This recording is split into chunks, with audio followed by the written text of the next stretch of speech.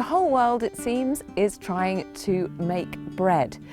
But not all of us are brilliant with sourdough, me included. So I'd like to introduce you to my friend Jennifer of Dough & Daughters, who has, she says, a fail-safe recipe for an amazing loaf of bread that even I can't mess up. Morning, Jennifer. Hello, how are you? Well, I'm doing okay. How are you doing? I'm all right. The sun is shining, which is nice. It is nice. Yeah. So come on then, you say that this loaf of bread is idiot-proof. Yes, really and truly. Because there's no yeast involved, there's no kneading involved, and no proving. It's literally grab all the ingredients, mix them together, stick them in the oven. But is that bread?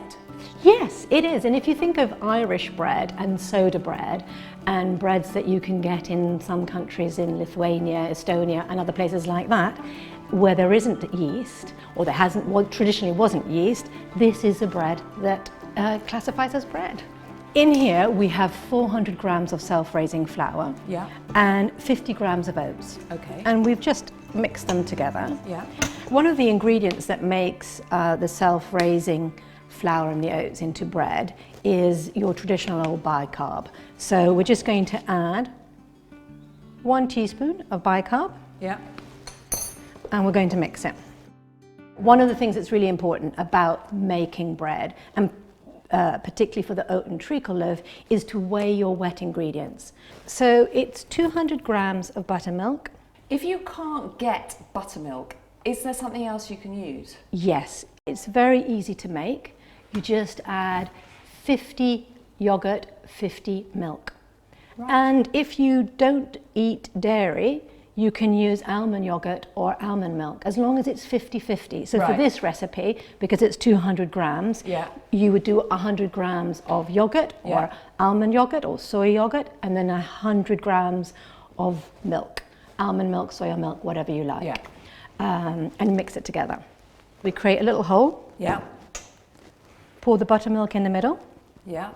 And 100 grams of recently boiled water. Why is it so important with any bread making for the ingredients to be exact? Because I've seen you cook and it looks like you just kind of chuck things in a bit like the Swedish chef. Yes. The precision relates to the flour, the gluten in the flour if you're making proper bread, and the yeast. And it also means that there's no room for error.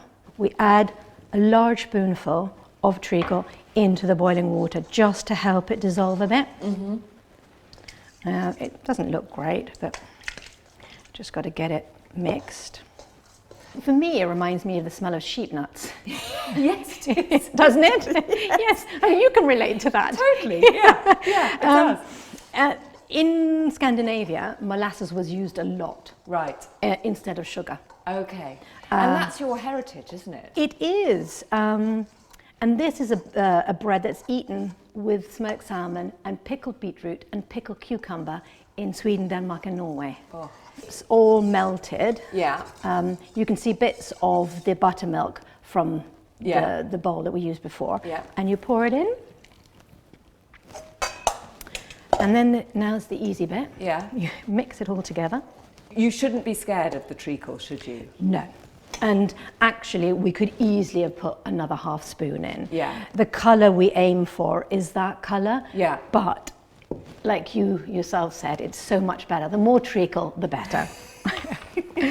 And then one of the tricks is to actually wash your hands. Yeah. And it's a trick that so many bakers use when they're handling the dough, but you just can't see that the hands are wet, and that's why the dough doesn't stick. Ah, of course. But what we've got is this incredibly sticky mixture. Yeah. And we're going into this little cake tin that we previously greased. And with my hands that are wet, I'm literally going to tip it in. Literally tip it in like that. Yeah. Doesn't look very attractive, but as you know, it tastes delicious. It does taste delicious. I mean, what I love is because all my attempts at making bread have turned into cow pats before. This one is sort of supposed to look like a cow pat. With wet hands, you can actually shape it and give it a bit more shape. And then we're going to add a little bit of flour on the top. Yeah. Because it will make it look pretty. And then, traditionally, you cut it quite deep with a sharp knife. Always be careful when using a knife. And this was to let the fairies out. She's mad, but I love her. Is that a soda bread thing? Yep. Is it? Yes, it's one we've adopted because it's Irish, but that's why in Irish soda bread there always is the cross. It was to let the fairies out. Okay, so into the oven. Yeah. At 180. And that's it, and now I've just got to wait half an hour. And that's it, yeah. Isn't that nice and easy?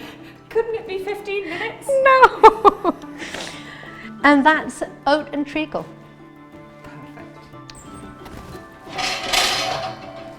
Oh, the smell of Isn't this it bread. lovely? It is so lovely. Can you hear that? Yeah. That tells you it's ready. Oh, I just love the smell of bread. And there it goes. Doesn't that look lovely? It looks absolutely beautiful.